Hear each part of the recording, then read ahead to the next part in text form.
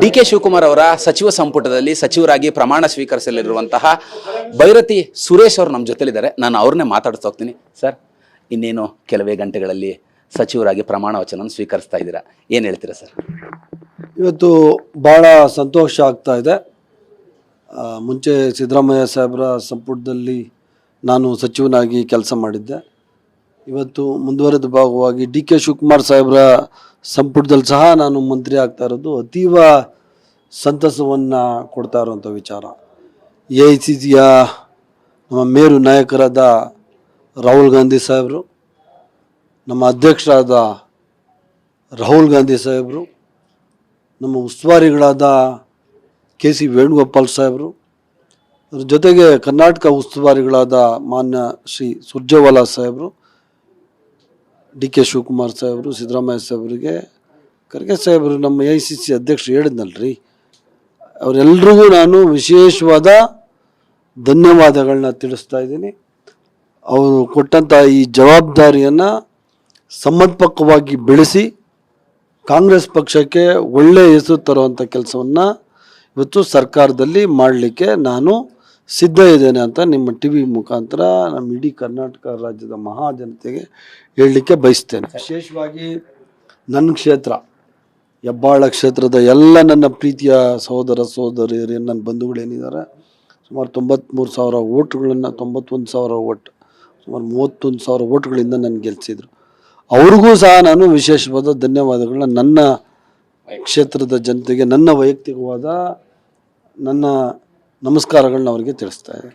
Sir, ಎರಡನೇದಾಗಿ ನೀವು 2ನೇ ಬಾರಿಗೆ ಸಚಿವರಾಗ್ತಿರೋವಂಥದ್ದು, ಈಗಾಗಲೇ ಮುಖ್ಯಮಂತ್ರಿ ಆಗುವಂಥವ್ರು ತಮಗೆ ಕರೆಯನ್ನು ಮಾಡಿದರು ಡಿ ಕೆ ಶಿವಕುಮಾರ್ ಅನ್ನೋಂಥದ್ದು, ಏನು ಹೇಳಿದ್ರು ಸರ್? ಇಲ್ಲ, ಡಿ ಕೆ ಶಿವಕುಮಾರ್ ಸಾಹೇಬರು ಫೋನ್ ಮಾಡಿದ್ರು. ಅವರು ಸಿದ್ದರಾಮಯ್ಯ ಸಾಹೇಬ್ರ ಮನೇಲಿದ್ದರು.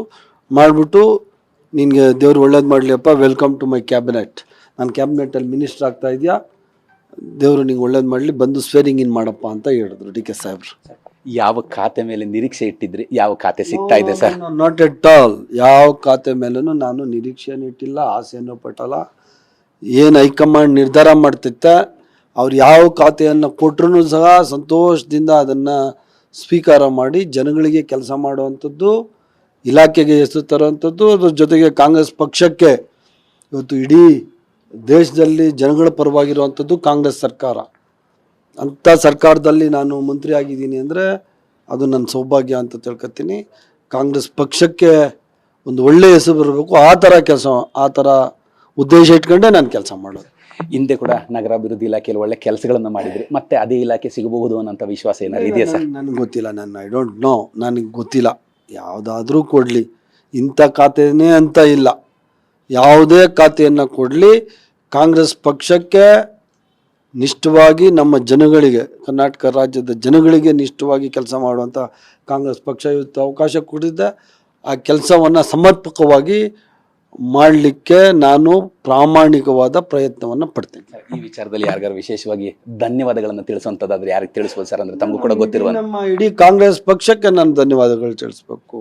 ಹೇಳಿದ್ನಲ್ಲ, ಖರ್ಗೆ ಸಾಹೇಬರಿಂದ ಹಿಡಿದು, ರಾಹುಲ್ ಗಾಂಧಿ ಸಾಹೇಬರಿಂದ ಹಿಡಿದು, ವೇಣುಗೋಪಾಲ್ ಸಾಹೇಬರಿಂದ ಹಿಡಿದು, ಸುರ್ಜೇವಾಲಾ ಸಾಹೇಬರಿಂದ ಹಿಡಿದು, ಸಿದ್ದರಾಮಯ್ಯ ಸಾಹೇಬರಿಂದ ಹಿಡಿದು, ಡಿ ಕೆ ಶಿವಕುಮಾರ್ ಸಾಹೇಬರಿಂದ ಹಿಡಿದು, ಮತ್ತು ನಮ್ಮ ಮೇಡಮ್ ಸೋನಿಯಾ ಮೇಡಮ್ ಅವರಿಂದ ಹಿಡಿದು, ಪ್ರಿಯಾಂಕಾ ಮೇಡಮ್, ಇಡೀ ನಮ್ಮ ಕಾಂಗ್ರೆಸ್ ಪಕ್ಷ ಒಂದು ಕುಟುಂಬ ಇದ್ದಾಗ, ನಮ್ಮ ಕುಟುಂಬ, ನಾನು ಕುಟುಂಬದ ಸದಸ್ಯ.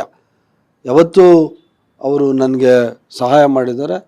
ನಾನು ನನ್ನ ಜೀವನ ಪರ್ಯಂತ ನಾನು ಅವರು ಕೊಟ್ಟಂಥ ಈ ಅವಕಾಶವನ್ನು ಜನಗಳ ಒಳಿತಿಗಾಗಿ ನಾನು ಕೆಲಸ ಮಾಡುವಂಥದ್ದು ಇದ್ದೇ ಇದೆ.